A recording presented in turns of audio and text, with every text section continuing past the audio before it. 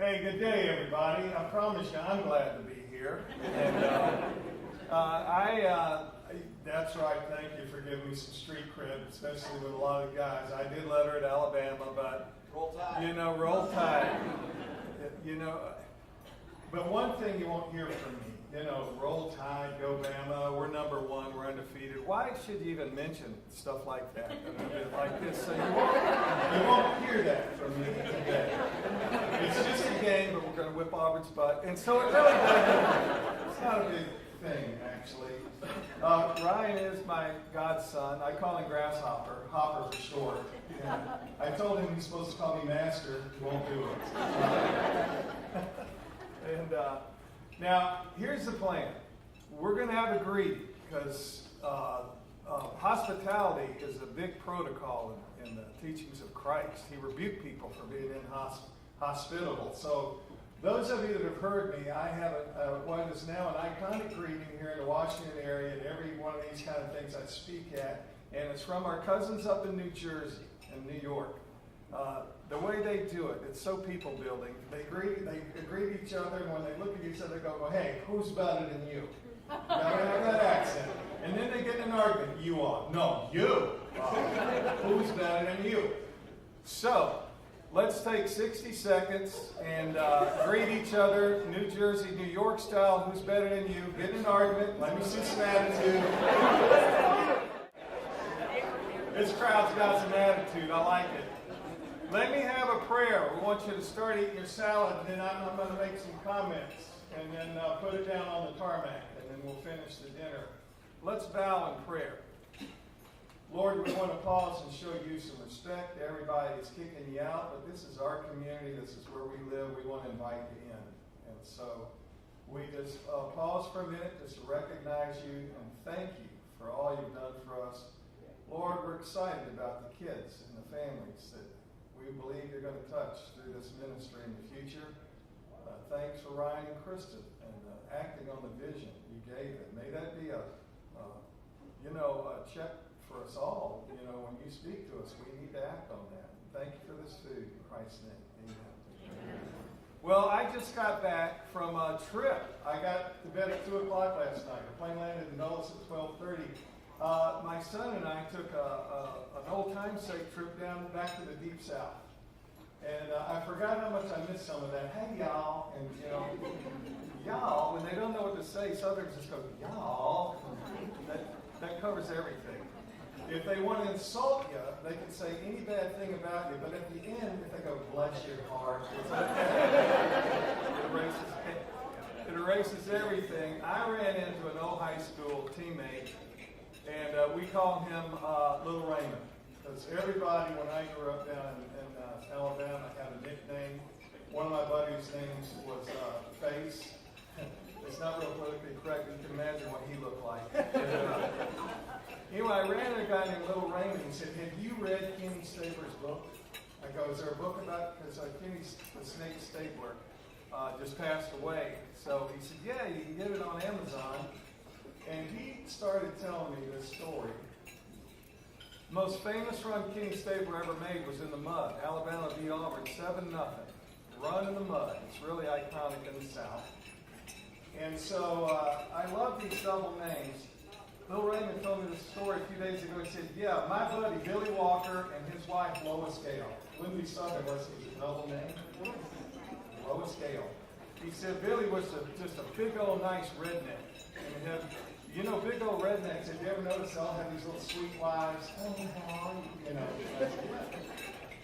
He said they left that game where Kenny Stabler stole one from Auburn, and they were at this iconic bar right on the Florida-Alabama line called the Floribama Bar. And everybody was pretty well marinated by then. There were a bunch of Auburn people in there, and they started telling Billy Walker how Alabama stole one. Billy had about enough. And so he went over to this loudmouth guy, and they got into it, got in a fight. It was like that Johnny Cash song, rolling through the mud and blood and the beer. And anyway, Raymond told me Billy had this dental thing, this metal ring on the wire. And that guy got him in the choke, and Billy got down like that and dipped his pointing finger off his hand. They ended up going to court. This is a true story. They put Lois Gale on the witness stand. The prosecutor said, "Well, now, Lois Gale, did you see Billy Walker bite that man's finger off?" And she said, "No, sir, I did not, but I saw him spit it out."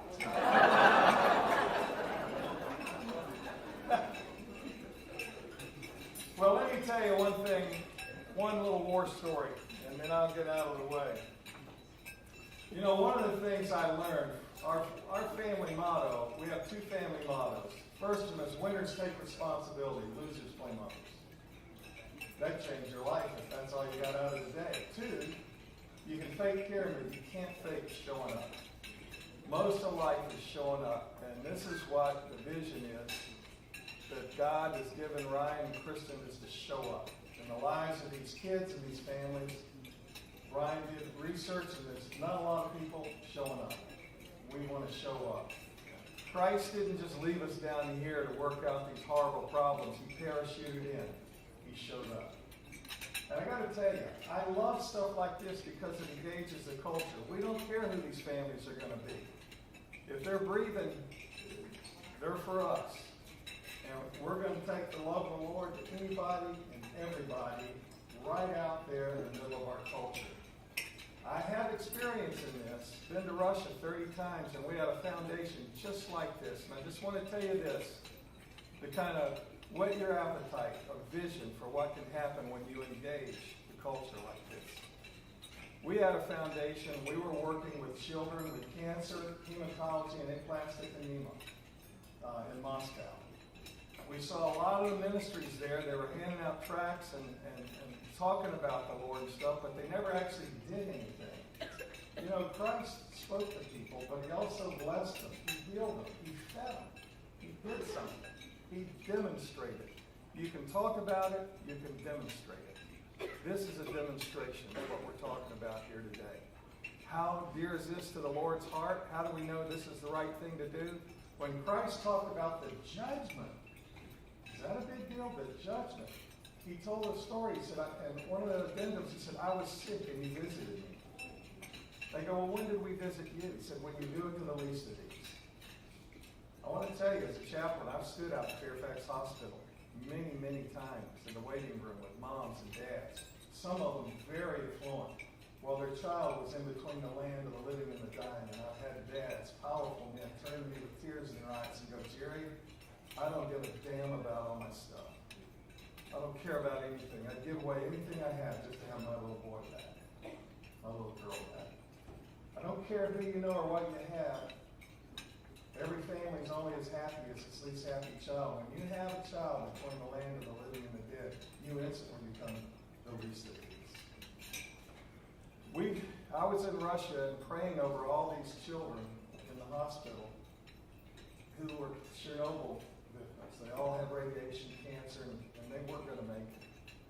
The doctors came in. They didn't have a lot of bedside manner, and they said, "Well, we have 10 moms outside lined up on the wall on the highway. You go tell them something. You're the chaplain."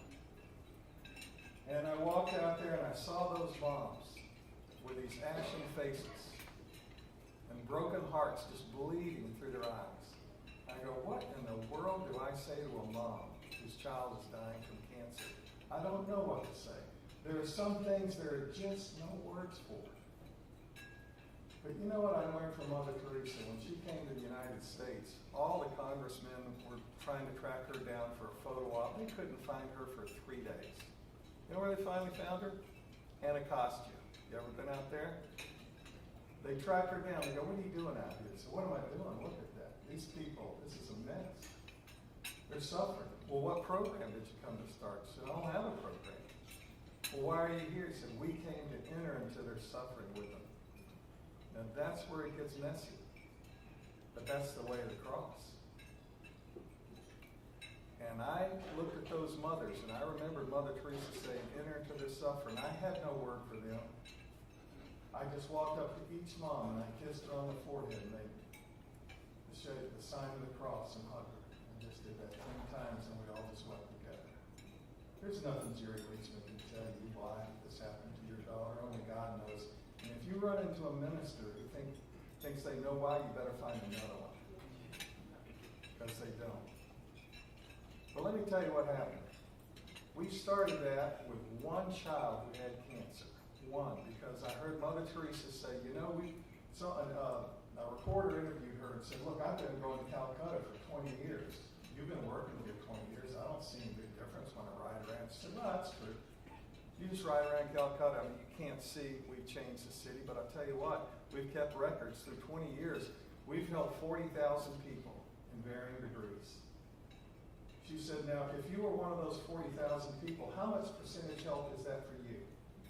That's 100%. And she said, that's our ministry of subtraction. We can't help everybody, but by God, we can help somebody. And if you're that somebody, it's 100% help for you. So we had one child. And when the doctors brought her to me, they said, could you all just help this one kid? And this is how we got started. I said, what's her name? And the doctor said, Evgenia. In Russian, that's Eugenia. Guess what our daughter's name is? Eugenia. The golden rule says, do unto others as you would have. I said, what would I want you to do for my daughter? Get her some medicine. So we came back and got the Children's Hospital in Birmingham, Alabama, to donate us $15,000 worth of nuclear medicine. We're on a Delta plane headed back to Russia. We got there at night, about 12 o'clock. We're walking down the hall of the hospital. This little girl's room, half the lights don't work. The whole place is kind of broken. Very dim. Her mother looked out the door and saw me and my buddy, and this is one of my redneck buddies. I coached him in high school. He's another cattle farmer in Alabama. Not a lot of businesses to get to in Alabama, but he hated going to Russia, but he loved me and he loved the Lord. He went with me 7 times, old Ed. Ed and I were walking down the hall with this nuclear medicine, dry ice in a styrofoam box. That mother saw us and she came running up to me. She fell at my feet with tears coming down her cheeks. She looked up at me and she said, you're Jesus, aren't you? And I went, oh my God, I just felt so humiliated. And Shakespeare used to call it dramatic relief. My buddy Ed looked at her and said, no ma'am, I've known him since I was in high school. He definitely ain't Jesus. But we had become Jesus to them. We were taking the spirit of Jesus, and it's powerful. A Russian journalist came up to me the next day and said, I don't know you, but we want to interview you on the radio. I said, no, I'm not a celebrity. I'm a nobody. And my buddy's even more of a nobody than me. He said, I don't care. He said, you cry when our kids die and when they suffer just like yours. We don't get it. We've never seen that. And you and I know it's the spirit of Jesus. He said, I want to interview you on the radio. So I talked about, I was on this radio. It's just 3 people in a little studio. And so I told the story of the Good Samaritan. That's this ministry. When it was over, he said, that was awesome. I said, how many people listen to this? He said, 30 million people. I go, what? 30 million? He said, there's not a lot going on in Russia right now. I just say that, not to talk about me, but to talk about what Ryan and Kristen are dreaming about. Engage the culture. Demonstrate the love of Christ. You don't know what will happen. I'm pumped. I hope you guys are pumped. Roll stinking tide.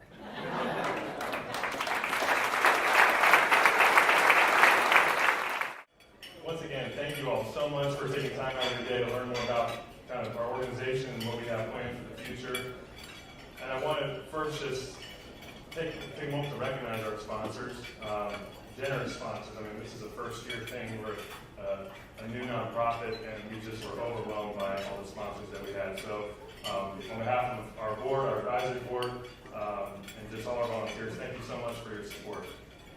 I'd like to recognize our two title sponsors. If Justin Eggsner and John Jones could come join me on the stage real quick. When we were planning this event, we kind of set the bar, at a certain level for title sponsors, and we were not sure if we'd even get one, but kind of just, I don't know, maybe we'll get one, right? And I sent one email out, and within 5 minutes, John replied and said, I want to be a title sponsor. So it's amazing. And then I go back to him and said, John, what if we get another title sponsor? Would that be okay if we have a couple? And he was totally all about the submission and not one of the limelight, so I appreciate that. So I'm going to ask John to just say a few words. Sure.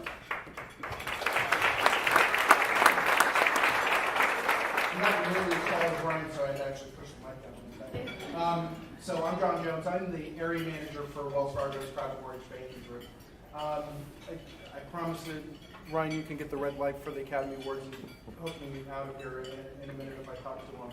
I guess I just wanted to say quickly why this is an important event for Wells Fargo and why we made the investment that we did today. And I think a lot of that comes back to just the personal story of, I happen to be, Ryan for several years and have the pleasure of being Facebook friends. And we were talking earlier outside about the fact that I had a daughter that was born 2 days before Ryan's twins. And, as a father, a really proud father of three, and we see what, we see with great joy as our children come into the world, but the agony of having to deal with something that you don't expect.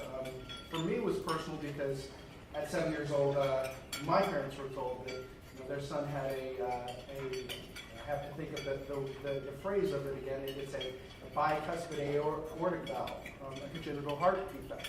And so for me personally, their one and only son having that told to my parents, and just the support that they had from their friends, family, and community of getting through that, and of course, enormously talented doctors, just brought all of this full circle for me. So as an organization that represents 275,000 people across the country, our charge is to be involved and to give back and primarily invest in the communities in which we live. I can't think of a better organization that Wells Fargo can invest in and truly look at seeing this room double, triple, quadruple in the next few years and really just seeing how many people's lives it can touch. So we're just honored to be part of this organization today. Thank you.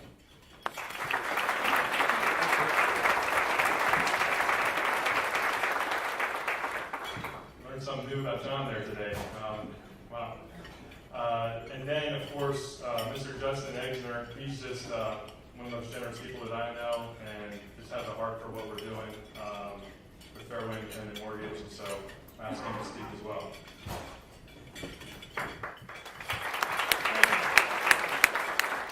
Ryan asked me to say a few words, and a lot of times you go in front of a crowd, you're wondering what to say. I had no problem what I was going to say. At Fairway, it's faith, family, and Fairway. The first two are personal. What we do is we close loans, but that's not who we are. Let's say it again. What we do is we close loans, but that's not really who we are. And when I met with Ryan and he gave me his testimony over Hazel. I realized very quickly that he does title work, but that's not who he is. And that really struck me. When he called, it was like, okay, yeah, let's do it. Will Gaines introduced me to him at one point, and I'm just very grateful for that. I'm going to ask everyone here, what exactly do you do? You know what everyone else for a living, but what do you do? What is your charge in life? I'm going to just read a quick excerpt. Many of you may have heard of Mark Patterson. This is from the line. Quit living as if purpose of life is to arrive safely at death. Run to the Lord. Set God-sized goals. Pursue God-given passions. Go after a dream that is destined to fail without divine intervention. Stop pointing out problems. Become part of the solution. Stop repeating the past. Start creating the future. Face your fears. Fight your dreams. Grab opportunity by the name and don't let go. Live like today is the final day and the last day of your life. Burn sinful bridges. Blaze new trails. Live for the applause of the nail-scarred hands. Don't let what's wrong keep you from worshiping what's right with God. Dare to fail. Dare to be different. Quit holding out. Quit holding back. Quit running away. Chase the line. All over that. Thank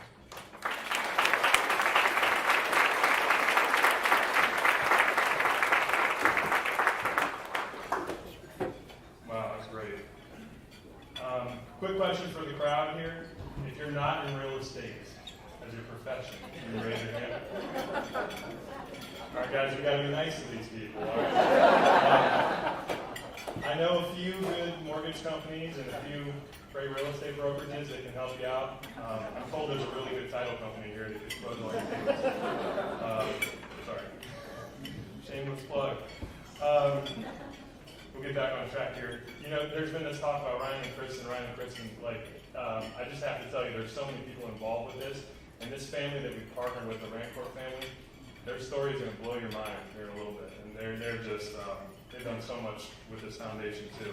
So first I want to recognize Emily, because Emily Rancourt, Jacques' wife, right here.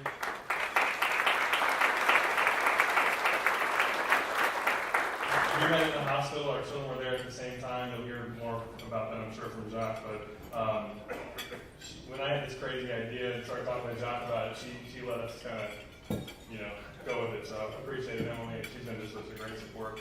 And Jacques, if you could just raise your hand real quick.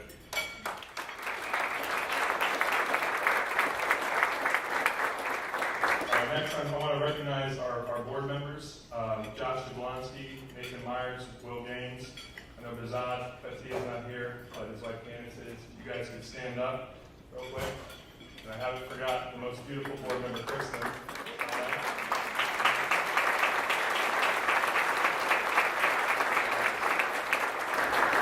Kristen, I just want to give one more round of applause just for you, because you said this was like planning your second day.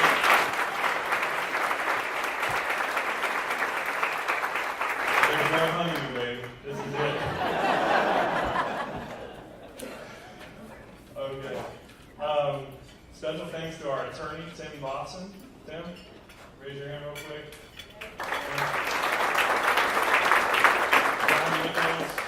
John Nichols, our accountant. Jimmy Johnson, who designed our website, does a lot of our marketing. Where's Jimmy?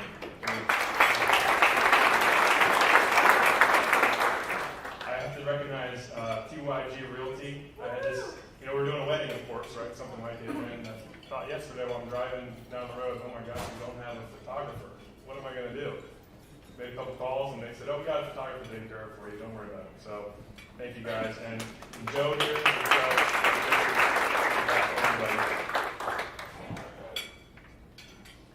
So, and these are extra special guests. If you work at Children's National Medical Center, could you please stand up for me?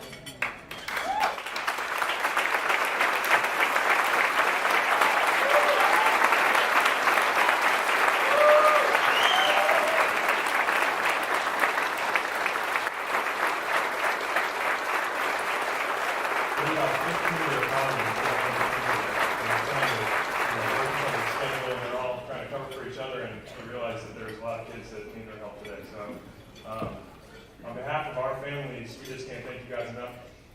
Just an interesting sort of stat. Your crew at Children's National has taken care of my son Caleb and the Rancourt children for, we had somewhere between 500 and 600 nights in the hospital with you guys. So, just incredible. You guys are family to us. And we're just so grateful for your talents and your abilities and your passion for children that God's given you, and how you just talk about showing up, Jerry. I mean, they show up every day and demonstrate that love. So we appreciate you guys so much. I wanted to share some congenital heart disease facts, because I know probably not everybody in the room is aware of some of these things. It's the most common of all birth defects, congenital heart disease. I'll call it CHD as well. 1 in 100 children are born with CHD, and of those children, 1 out of 4 will have critical CHD requiring open heart surgeries or procedures within the first year of life. CHD is 60 times more prevalent than childhood cancer, and it's the most common cause of infant death due to birth defects. For children that survive their first year of life with critical CHD, they usually have a lifelong battle ahead of them with hospital stays, surgeries, and lots of other issues that kind of come as a result of that. The diagnosis of CHD is a life-altering event, not only for the child, but for the family. It impacts every area of your life. You're going to hear about that more from Jacques today. And I just wanted to share, I know Jerry shared a lot about kind of why we're doing this for these families. You know, a very popular scripture that probably everybody in this room knows is John 3:16. For God so loved the world that he gave his one and only Son, that whoever believes in him shall not perish but have eternal life. And at Wholehearted Foundation, our understanding of our beliefs, we hold that to be true. And it's really the motivation for why we're doing what we're doing, because we think that God has demonstrated his love for us through Jesus, and that he cares about us. He didn't abandon us. He's a rescuing God. He's a good father. He cares. And when your children are suffering through a situation like that, it's very easy to lose hope and to lose focus, and to think maybe God doesn't care about you, maybe you've been abandoned. And we believe God cares not only about every child, but every family member in every situation. And so we just want to, like Jerry said, enter into the suffering with some of these families that are in need. Just to go and give them a hug and tell them, if somebody loves you and cares about you, we're here to pray for you. You want that? If you're in a medical crisis and you need financial support, we can provide that. There's so many different areas of your life that are impacted when you're going through this, and financially it cripples most families, or many families, I shouldn't say most. But also, we'll help connect families with other heart families that have gone through similar situations and circumstances, and then we'll make them aware of programs that they may be entitled to because of their child's medical condition. So before we hear from Jacques, which I'm really looking forward to, we're going to watch just a brief video that we put together. Thank you, Jimmy, for doing a great job with the video.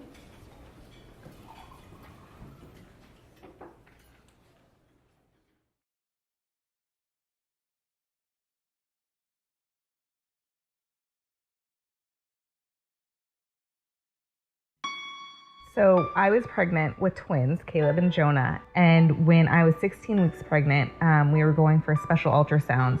And on that day, one of the doctors noticed that Caleb's heart looked a little different. And he said, I think your son might have something called hypoplastic left heart syndrome. And basically, hypoplastic left heart syndrome is where Caleb is missing a left ventricle. So he has half a heart.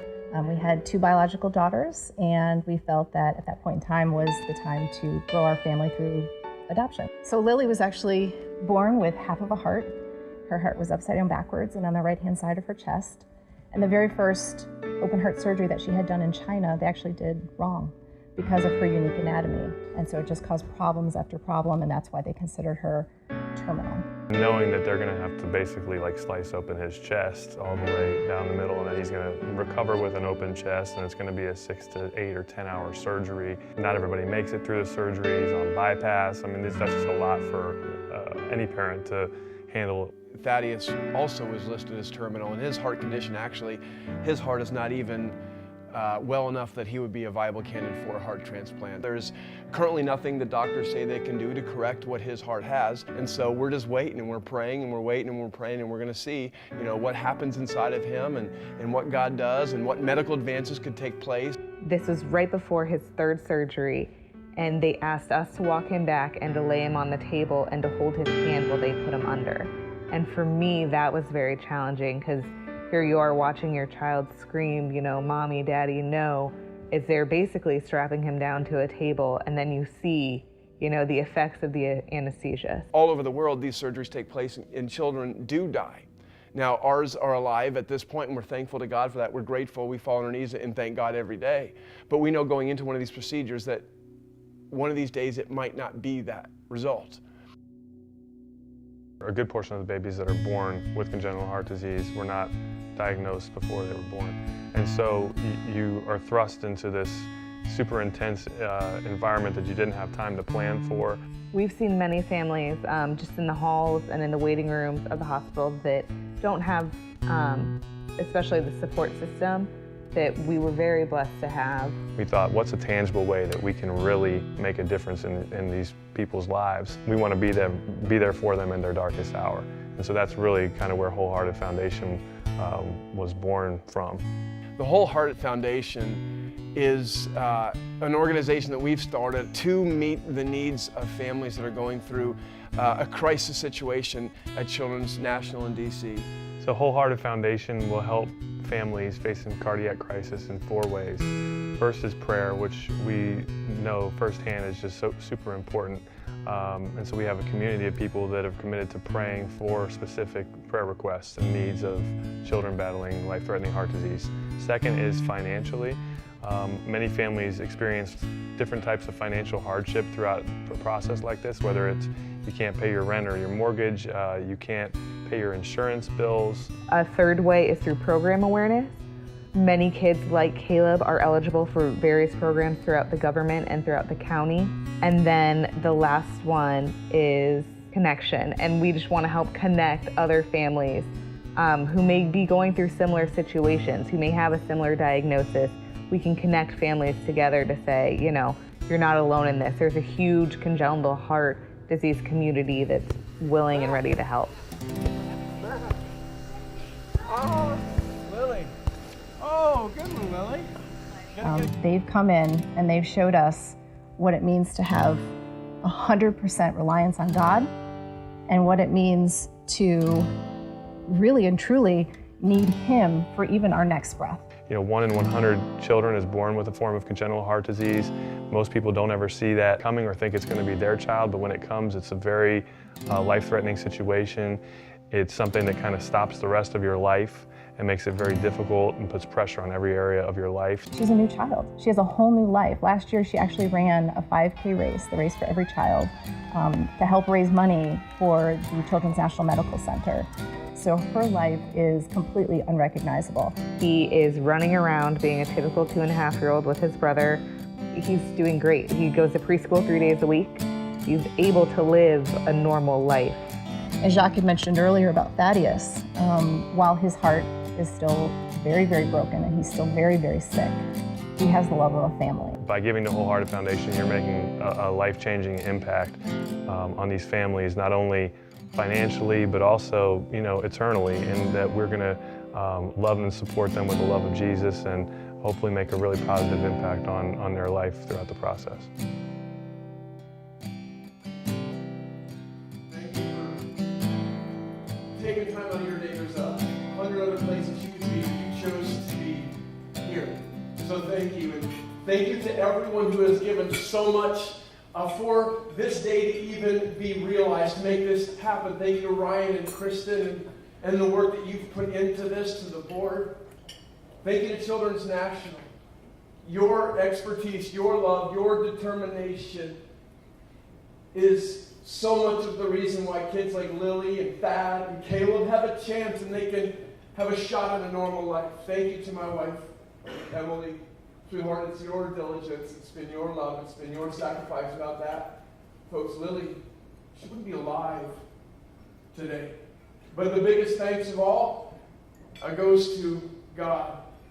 It goes to our Lord. Without the hope that we have in Jesus Christ, His sacrifice on the cross, without that, there's no Wholehearted.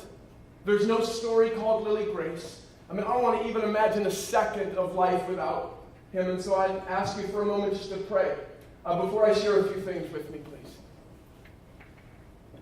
May the words of my mouth and the meditation of our hearts be acceptable in your sight, O Lord, our rock and our Redeemer.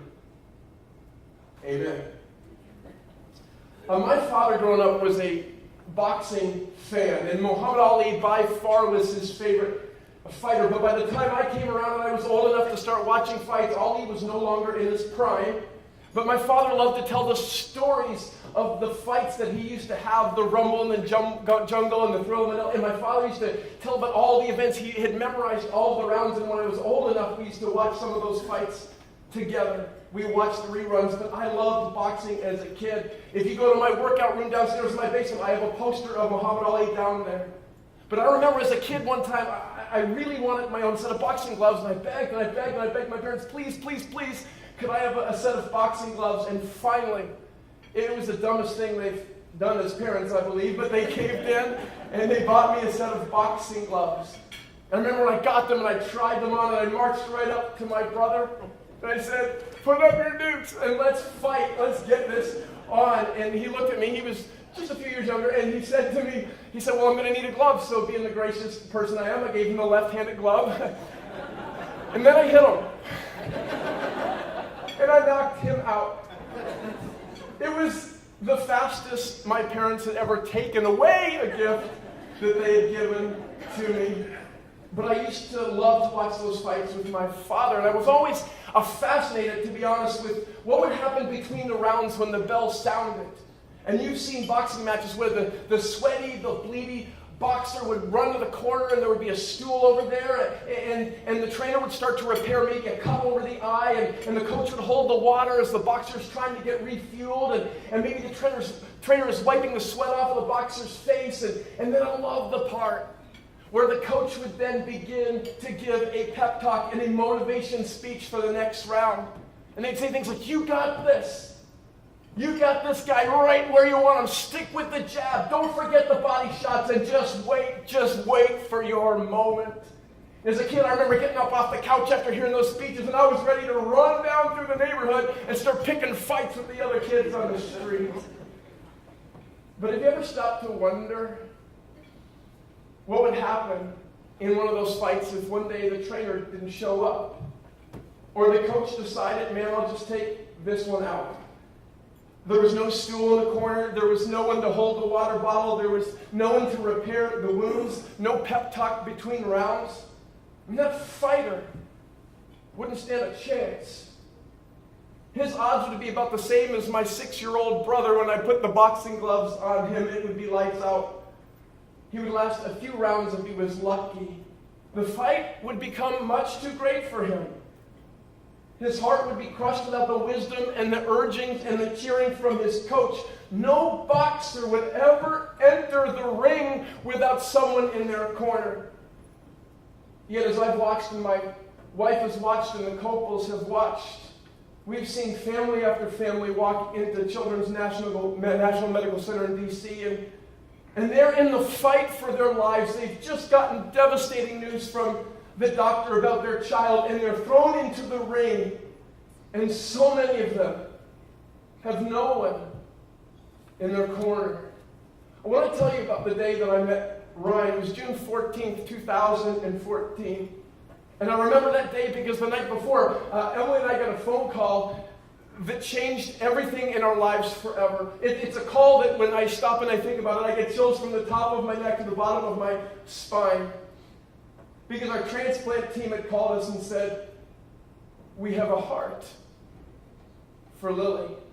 I mean, you have to understand, to this point, Lily had spent almost half of her life stuck in a hospital bed, watching life go by through a window.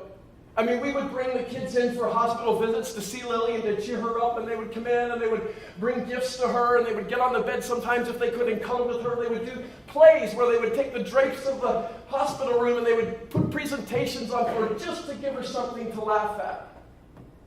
But all she wanted was a chance to be a normal kid and live a normal life. I can remember one moment in particular when Lily was in the CICU and her bed was facing the hallway just the way she liked it. She was intubated at the time, so she couldn't speak. They had to do feeding through a tube. No child on earth should have that memory. And I was standing beside her bed, and I was holding her hand, and suddenly she just started to shake her hand loose, and she ripped it out of my grip, and so I turned to look at her, and when I looked at her to see why she let go of my hand, there were tears running down her cheeks. And she started pointing at the door that led to the hallway, and even though she couldn't speak, her eyes were screaming, "Papa, get me out of here. Get me out of this. Because I don't want to live." And so as a father, you're looking at this scene, and there's nothing you can do to take her pain away. Everything she wanted was on the outside of that room. The chance to run, the friends, the chance to go to school. She wanted all those things, and they seemed impossible that we would never ever have those for her. And so when the transplant team called and they said, "We have a heart." Oh.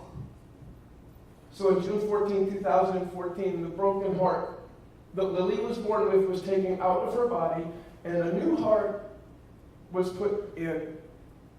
You think it feels like forever when you're sitting in the waiting room at the DMV? You have no idea. And so we're in there, And by the way, if you're a parent, you know what it's like to see your kid under the knife, man. It's the most agonizing experience ever. You know what I'm talking about? So we're in the CICU in the waiting room, and we're waiting and praying and waiting and praying. And Emily's got her phone because she's trying to update everybody who's back all over the world, actually, praying for this situation that's going down. And because we've got people in our corner, we're pretty blessed that way. And so we were in the waiting room, and we're waiting for the next update on Lily, when a mom rushes into the CICU, her family trailing behind her. And the scream she let out, I'll never forget it. She collapsed into the chair right beside where we were. And I've been a pastor for over 20 years, and I have heard some cries of anguish. It haunts me, the cry I heard in the waiting room that day. She'd just gotten news that her 4-year-old boy, 4 years old, healthy, his whole life, had contracted an infection. And within 24 hours was on life support.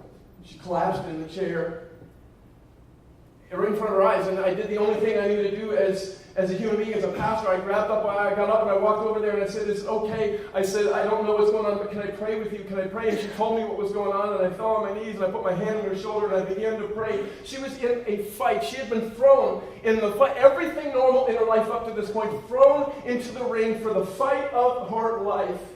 And so I had one hand on the shoulder and I was praying. And meanwhile, Ryan is in the waiting room because Caleb had taken a turn for the worst.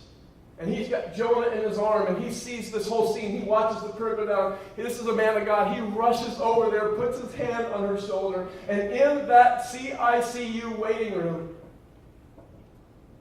hope broke out. And I wish I could tell you that that 4-year-old was able to walk out of the hospital. He did not. But this family that was thrown into the biggest fight of their life, the biggest fight that they'd ever known, at least they knew that there were people in their corner.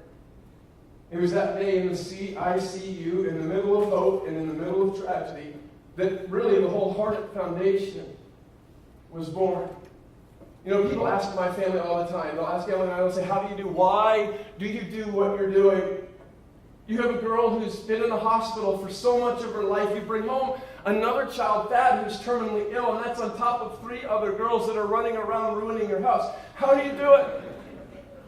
And I'm honest with them. I said, "We're idiots." And it's about it. As a matter of fact, by the way, while most couples are lying in bed at night and they're watching like Seinfeld reruns and stuff like that, what Emily does is she nudges me and then she shows her the computer screen that she's got in her bed, and she's like, "Hey," and she shows me another child from another country, and she says, "Hey, maybe we could bring this child home, right? Like if it were up to her, our house would like be a mini United Nations." But the answer as to how we do it, it's really quite simple, because we're not superheroes. I can promise you that. There's nothing special about us. We get overwhelmed at times. Emily gets stressed out. There are parenting moments when I think back to who I've been as a father that, man, I feel bad about when I look back, just like everyone else. But I'll tell you this.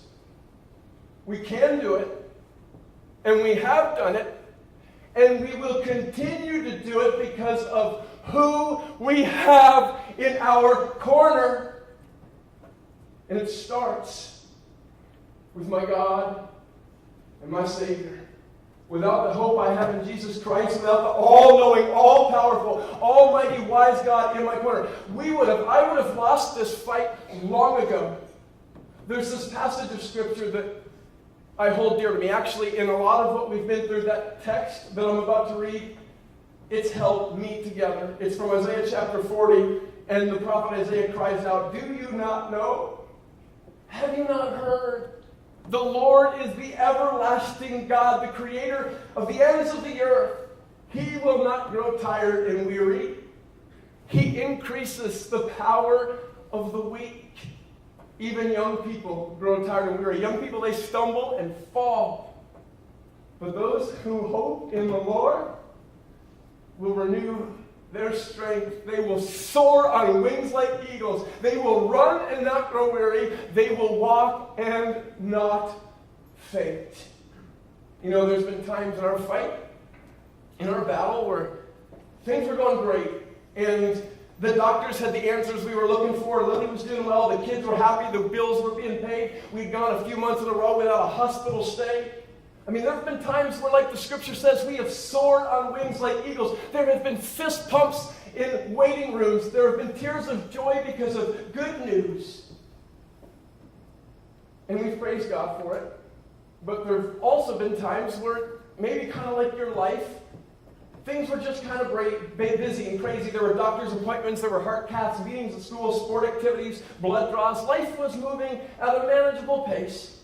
And like Isaiah said, man, we were running without getting weary because God was sustaining us and fueling us, so we praised Him for it. But there were also times when we got thrown into the ring for the fight of our lives. And it took everything in us, every ounce of strength we have, to just take one step forward, to walk and not faint. Every day for months at a time. Emily decided very early on in this process that Lily would not spend one night alone in the hospital. For months at a time, she would sleep on a hospital bed. At one point, being pregnant, 5, 6, 7 months pregnant, lying on a hospital sofa to be with her child. And I remember the struggle, being home with all the other kids. We collect kids.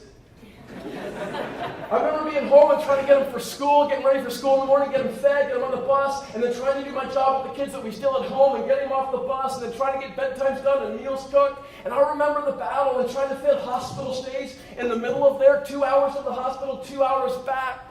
And there were times where I woke up and it took every bit of strength to take one step forward, to walk and not faint. But even in the darkness of those hours, we praised God for it because it was His whispers. It was His nudges, His pep talks, His Holy Spirit that sustained us. Without God in our corner, we lose that fight. But beyond our God, we had an army of people in our corner. And I'm talking, in addition to the incredible staff at Children's National, the doctors, the nurses, the social workers that took the time to love us, to answer the same questions we had over and over and over again, to try anything to give our kid a chance at life. In addition to them, our corner was packed with people getting us ready for the next round of the fight. Emily's family, they're here. The number of times that Carol flew over so that she could hang with Emily at the hospital and help take care of the kids, our church family. We had some of my church crew here. Oh my goodness, flooding our family with meals and gift cards and prayer. Our neighbors and friends. You find out quickly who is in your corner when you're fighting for a life. And we're pretty spoiled when it comes to it. A few years ago, as a matter of fact, a girl in our youth group, her name was Samantha Klein. At my previous church, she saw our family going through this, and she was talking to her mom, and her mom had families that had struggled medically, so she knew how much this medical battle was going to cost, and it doesn't matter if you have good insurance, it can deplete you so fast. And so she went to the music director of church and said, I want to do something. And they started making phone calls and inviting musicians. They were going to go to a benefit concert. We showed up at the benefit concert that night. This is a high school kid calling these musicians. They introduced their family. They did this beautiful concert. At the end of the night, they took up a collection. That high school kid that night raised $12,000. See, Samantha Klein was in our corner. But here's what Ryan and I realized in the waiting room that day and discussed at expectations not too long after that for lunch. Many of the people that get rushed into Children's National Medical Center, they don't have the same people in their corner that we do. They don't have a faith that sustains them. They don't have people that can sit for hours with them. They don't have meals being delivered to them. They can't afford the meals in the cafeteria or the gas to even get to the hospital. For so many of these families, just to sit with their own child, they have to put their job on hold, and the funds are running dry, and they're suffering in the weight of the fight. And the hospital does what it can, but the need is far greater than they can meet. Because what these families need is someone in their corner. And today is the day we get to stand up and proclaim loud and clear to these families, you don't have to fight this fight alone. Wholehearted exists to be in your corner, to provide for your needs, to encourage you in the fight, and to introduce you to the God who will sustain you. That's why this organization, that's why this luncheon, and quite frankly, that's why you. That's why you have the ability to be in the corner for these families. You have the ability. You may not know their names, but with your help, they can face the battles that they're tossed into the ring to fight as they're fighting for their lives. And we've partnered. We're so thankful that Children's, their social workers, have said, here's what we'll do. We'll help identify the families that have the greatest needs. So they're going to partner with us and do that. We're so excited about that. And here is the cool thing. We're not getting paid for this. Every penny you give goes towards helping the kids and the families that need the resources. Because no matter what race, no matter what color, no matter what religious background, it's our goal as the Wholehearted Foundation to bring the families that need our resources and the hope we can provide. And maybe, as we meet needs and we see faces, just maybe the door for the gospel will swing wide open and we can introduce people to the God who gave his life to be in their corner. Thank you so much for being here today.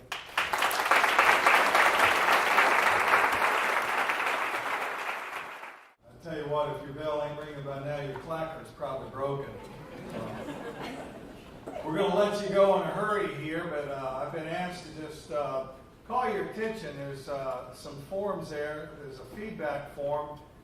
This is our maiden voyage. It'd be great to hear your feedback. If you want to take a minute, just for better or for worse, tell us anything. If you'd like to join the prayer team, you can sign up for that too. Yeah. The people are bringing these forms and these bags to the table as I speak. This is breaking news. Father, I praise you and thank you for the work that you're doing in the people in this room, in the staff at the hospital, in the lives of the families that are involved. And I pray that we would walk out of this room, Lord, not with our bellies full, but with our minds and our hearts inspired to get in the game and be in someone's corner. There is a lot of things going on in our minds, of things that we've got to do, and the problems that we have. Allow us to open up our hearts and enter into the suffering of those people that are around us that we can't see. And if this be the way for us to do it, Lord, I pray that you give us the courage to step up and say, well, okay, I'm in. What do I do? So I just pray that you be with each person in this room as we walk out of here. Let us not be the same. Let us go and have a purpose, and that purpose is to glorify you in all that we do. And I praise you and thank you for everybody involved. I pray that you bless them and you double, triple, quadruple their impact for your kingdom. I praise you and thank you. Amen. Amen. Thank you. The Lord be with you all.